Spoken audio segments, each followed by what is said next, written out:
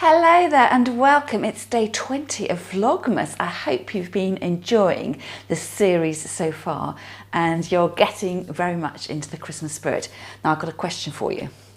Have you been drying oranges to use in your Christmas decorations, perhaps in your Christmas door wreath, and you may be saving some for table arrangements closer to the festive period? And are you managing to cut your oranges straight and in even thicknesses? If you're having problems, do watch on to the end of the video and I'll show you a really handy gadget for making sure that every single one of your slices is the perfect width. This year, I'm not drying my orange slices to put into my Christmas decorations. I'm drying them primarily to get me in the festive spirit, because I know that over the course of the couple of hours it's going to take for these to dry out in the oven, my home is going to have the most amazing festive aromas. And I thought I would dry my slices to put into drinks over the Christmas period. So I'll dry them, store them in an airtight container, and then when I make my non-alcoholic cocktails over the Christmas period, I will have the perfect garnish. And this is my secret weapon. So it's a little tongy grab thing with slits in the side, and if you're interested in sourcing your own little gadget, I will leave a link to it in the description underneath the video. So what I'm going to do is to find where you would have had the little tip, where it would have been attached to the branch of the tree, and having that at the top, and then putting it into the grippy grabbers, and then if you pull this adjustment thing at the end, it just holds it firm. And taking a sharp knife, line it up in the grooves and cut the way down.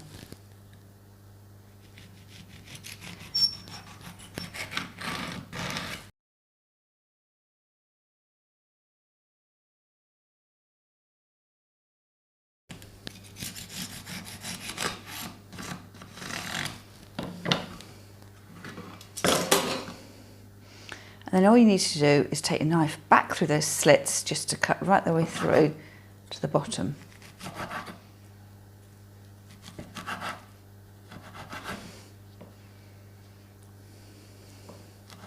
And then to dry them, what I usually do is to dab the surface with a paper towel just to take off that excess moisture.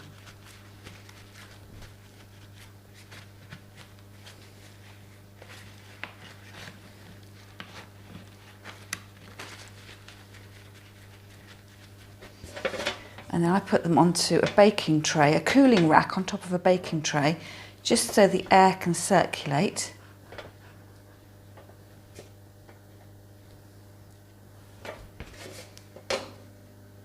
And put those in the oven. You need to keep an eye on them, so I'll put these in the lowest setting of my oven and set the timer for half an hour, and then half an hour, and then half an hour. I'm expecting it'll take a couple of hours for these to dry out.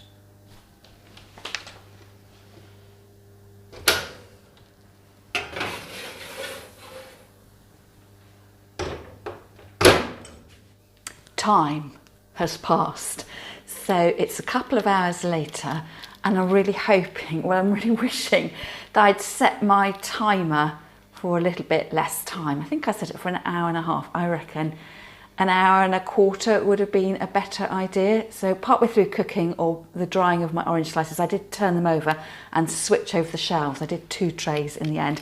So these are the finished slices, and they look, I'm really, really pleased with these. And I will say, of all the orange slices I've made over the years, I think these are the best. When I've made them previously, I think perhaps I haven't patted off the excess juice, and I've ended up with rather sort of marmalade-like dollops of lump and puree stuff at the bottom of my baking tray.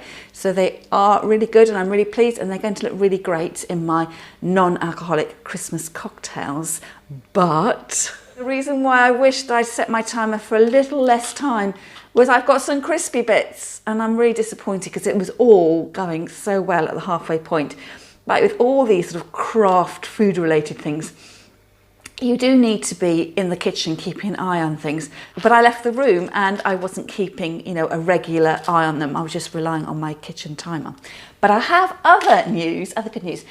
I don't know whether you noticed that when I was cutting my oranges, I was left with the end pieces which didn't fit through the slicer.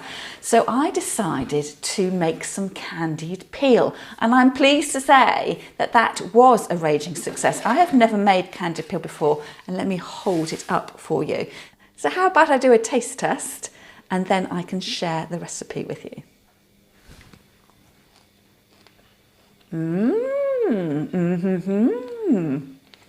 That is bringing back memories of Christmas in the 1970s. Do you remember we used to get orange slices, well, candied, I'm sure they had nothing to do with real fruit, but interspersed half orange slices, half lemon slices in a little circular disc. And now I think about it, I think there used to be like a candied cherry in the middle. So that's taken me back to Christmases past. So that was really easy to make, and I was quite pleased. I'd used up the leftover bits of oranges. So I cut them into quarters, the end rounded pieces, scooped out the fresh flesh, which I also ate, and then I sliced the oranges into 3 or 4 strips, just depending on the thickness that you wanted, and then put them in a pan of water, covering the orange slices, and then boiled it for 5 minutes and drained that water off. I guess that's some sort of purifying boil off to begin with. And then started the process again. So put the orange peel back in my saucepan, covered it with water and simmered it for 30 minutes.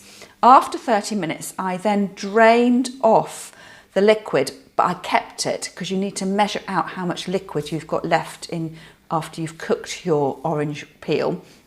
And then for every 100 millilitres of liquid, you add 100 grams of sugar.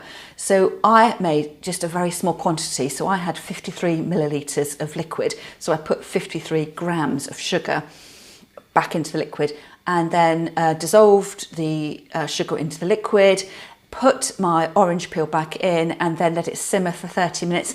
And I did keep a close eye on that because I had a very small amount of liquid. I wasn't making a vast quantity. And then I put that onto a baking sheet and let it dry out in the oven. And this is when I turned over my orange slices. It was all going so well at that point, and dried those. And then I tumbled them into regular granulated sugar. And I'm now at the stage now it says to leave them for an hour to dry out. So the one I just tested was quite moist actually. And perhaps they'll get even better when they've dried out for an hour. So I hope you've enjoyed today's video. If you decide to give the orange slicer a go, I'd love to hear how you get on with that and what you're planning on using your dried oranges for this year. Are you adding them to your door wreath? Are you using them as decoration around your home? Perhaps you're going to string them up and make a little festive garland. Or perhaps like me, you're going to use them to garnish your drinks over the festive period. So that's all from me for now, and I'll catch up with you tomorrow, which is the shortest day.